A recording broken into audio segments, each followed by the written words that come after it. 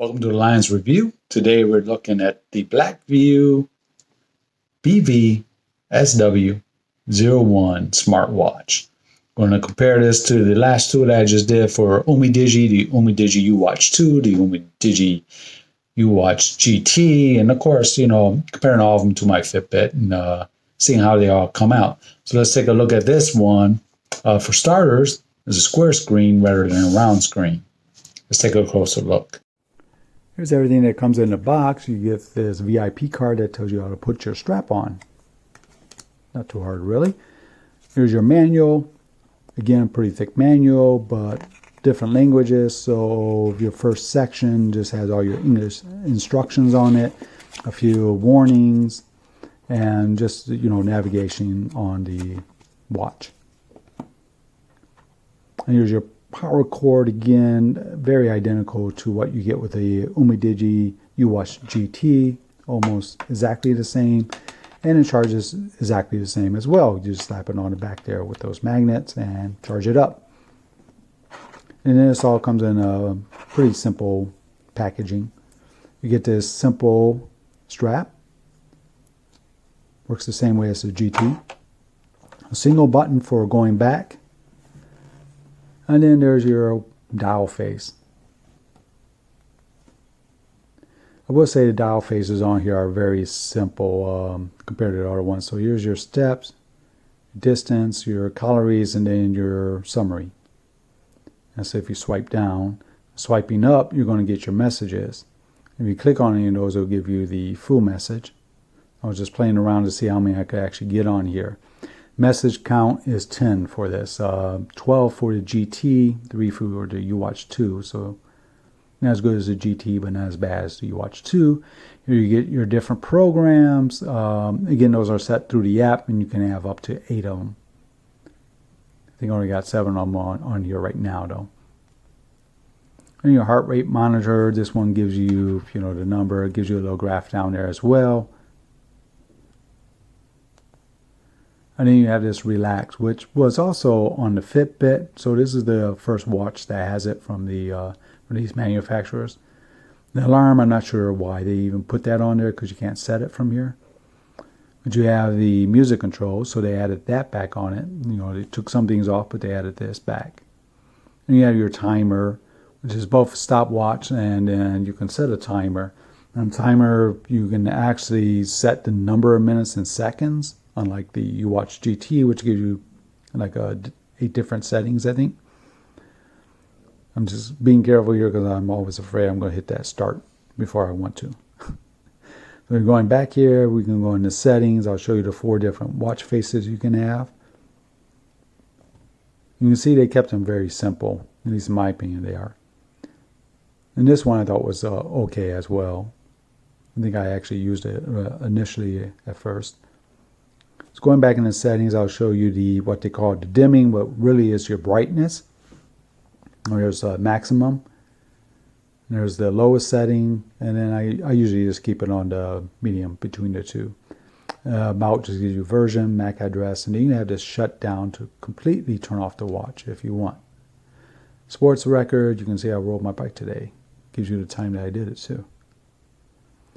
So that's it for the right side of the menu. And you go to the left side, and you got this automatic heart rate monitor. I usually have that on, and this wrist, what they call wrist sense. So that just turns the display on when you flip your wrist up. So you can see I turned it off, so now it's not coming on. And go back in here, click it back on, and now the watch face will come on when I flip it up. There is a delay, which it always does, and it kind of drives me nuts, but that's that. Here's the D&D, do not disturb.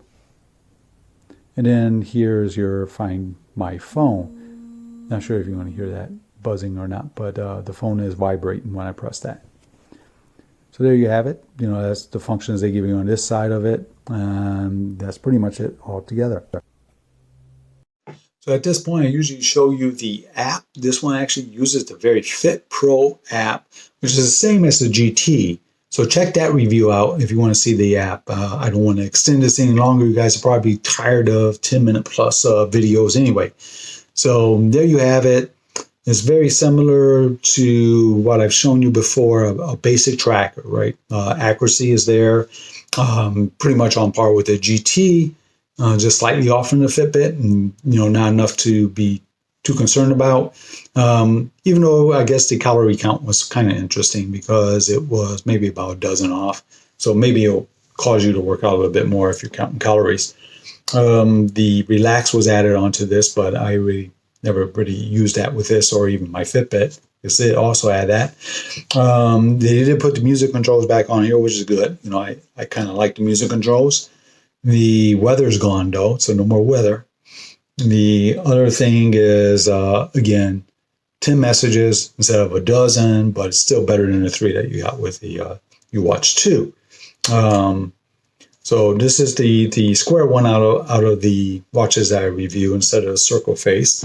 And it's all going to depend on what you like. Now, these cost $35.99 last I checked on Amazon. And that's for both the Blackview or the Umidigi version of it. So depending on what you like, just look at the feature sets, try to pick out the watch that's right for you. And hopefully these reviews will give you an idea of what you're getting for your money, and you can make that call whether or not you want to spend that type of money on these. Personally, I would say, if I'm paying that much, I would almost like to have a combination of all of them, right? Doesn't matter if it's square or circle, but give me the weather from the UWatch2 music player, keep that on there. They're both kind of similar, so it doesn't matter which one. Use the Very Fit Pro app because that's better than the Fit app. And then, just have the heart rate monitor, get my steps in there, and my calorie count. I think those are really the big things. Now, as far as blood pressure and SpO2, those are kind of nice to have, but if they're not accurate, don't bother with it. Message counts. The more the merrier is what I say. So, have that on there. It would be nice. I don't even think this one, it will notify you when you get in a call, but I don't think it notifies you if you miss that call.